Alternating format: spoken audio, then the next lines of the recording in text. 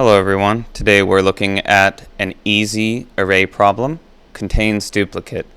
If the array contains the same number twice, we'll return true.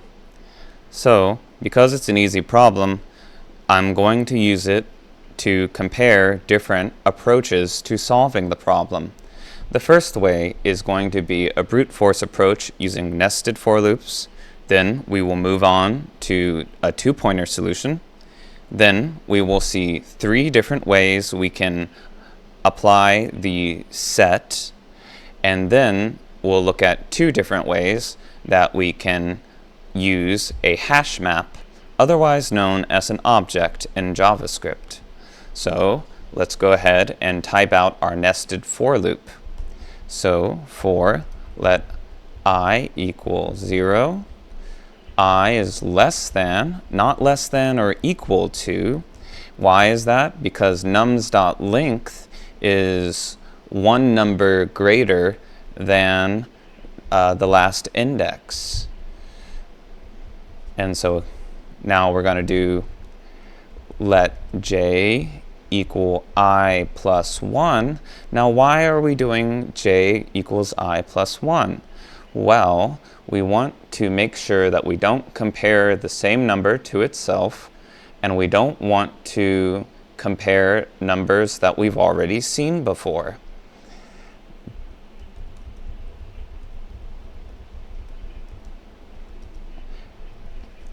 And now we're going to say if the number at this index is the number at that index, then return true, because it's a duplicate.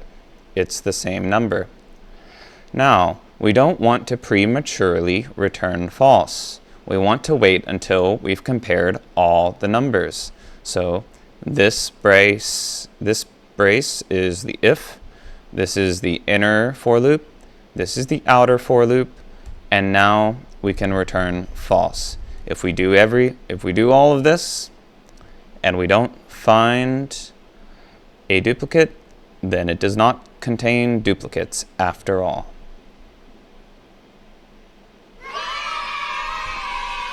Now, let's look at a two-pointer solution. So, to implement a two-pointer solution, you need pointers. And the pointers are going to point at opposite ends of the array. One pointer will point at index 0, and one pointer will point at the last index, and they will move towards each other. So the way to think about this is you're going to have a left pointer, and you're going to have a right pointer. The left pointer will be initialized at index 0, and the right pointer will be initialized at the last index. Now the last index is one number less than the length, because computers start counting from 0, and the length is counting like people, so it's 1 off. The length starts counting at 1, computers start counting at 0. I think we all know this. I will assume that you have this knowledge. And the condition is while left is not right, they're not touching each other, we're going to move them towards each other, like so. And now, this is the basic implementation of a two-pointer solution. And now what do we want to do with this implementation? Well, we want to do what we did before, where we look at the number at that index, and we're going to see if it is equal to the number at the other index. And if it is, then we'll return true. And again, we're going to wait until we've made all of the comparisons to return false. We do not want to prematurely return false before we found the duplicate, if there is to be a duplicate. Okay, so now that we've seen two-pointer, and now that we've seen a brute force, we're going to look at three different implementations of a set. Okay, so one thing you should know about a set is that it does not allow for duplicates. So I'm going to use the analogy of having a basket, and we're going to add numbers to our basket, but we're not going to add the same number to our basket. We're not going to add the same number more than once to our basket. We'll only add it once. So to declare a new set, we say const basket equals new set.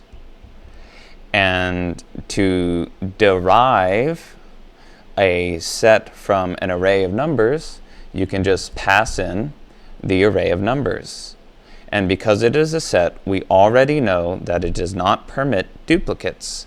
So armed with the knowledge that basket does not allow duplicates, we can simply compare basket to the length of our number array. And if they are not equal, we can return true, because it does contain a duplicate if they are not equal. Now, remember, arrays have length. Baskets do not have length. You cannot say basket.length. What you can say is basket.size. If you don't know this yet, you will come to know this, and eventually it will be very easy to understand. So if they do not equal each other, then we know that there is a discrepancy. And if there's a discrepancy, it means it's because of a duplicate. Otherwise, there is no discrepancy. They're the same size. Logically, there is no problem. No problem at all. Okay, so now that we've seen this implementation, we are going to look at another implementation of using a set. So in this case, we declared a new set and we derived it by passing in the integer array. And instead of doing it like this, testing for boolean values, like so, we can simply return a new set of the integer array, and we're going to get a boolean value. So if the new number, the new set derived from the numbers array, if the size of it does not equal nums.length, it will be true, or it will be false.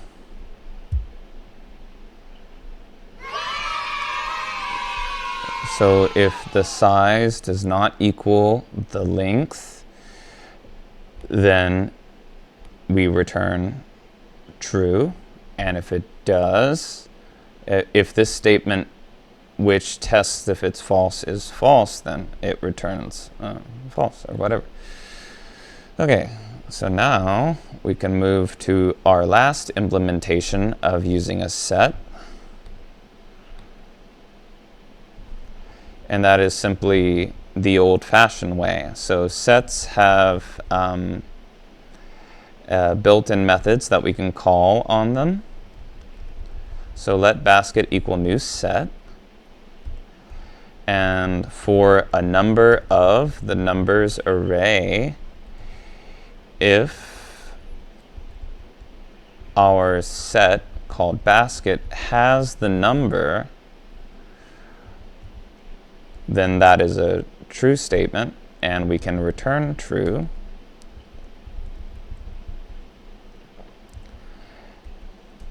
And we're going to add it to the basket anyway. So we're going to see a number, and the first time we don't have anything in our basket, so we don't return true. And then we add the number to our basket anyway. And then the second time we come around, if we have a duplicate number, it's the same number, then we will already have that number. And therefore, we can return true. Otherwise, we're going to reach the end and return false.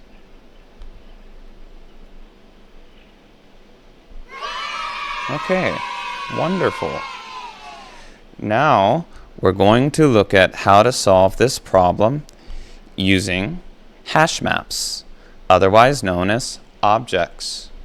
So we declare a new hash map, let basket equal curly braces. We will say for let num of nums, and we will do the same thing if the basket has that number, we will return true. And then we will store 1 as the value for the key in this key value pair relationship. And so the first time we come through, we don't have anything in our hash map, and so we do not return true, and we store for that key this value. And then when we come around, if we have a duplicate, then this if statement will be true, so we will come here and return true. And if we get to the end, we will return false.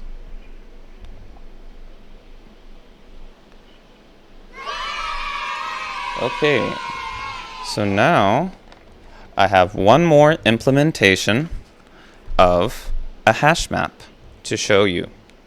So let me see. Let's remove all of this. So we have our hash map, the basket. And now we will say nums. For each number, we are going to do something to the item. So each element, we're going to call it an item, just like we're at the grocery store, an item in our basket. If the item is undefined, meaning we don't have that item in our basket, then we're going to put the item in our basket, and it's going to have the value of 1. Else, we will add the item again. So we'll add the item twice. So the value will increase by 1. And this approach is basically going through the array and counting all the elements and storing the value. So we will know for a fact that if nums is 1, 2, 3, 1, that 1 is the key and the value is 2 because it appears twice. And so once we do this, we can check if its value is greater than 1, meaning it's a duplicate. So how do we check the value in a key value pair of a hash map? Well, let's go ahead and use for let item of nums. If the basket has that item and the value is greater than 1, then we know it's a duplicate and we'll return true. Otherwise, we're going to return false.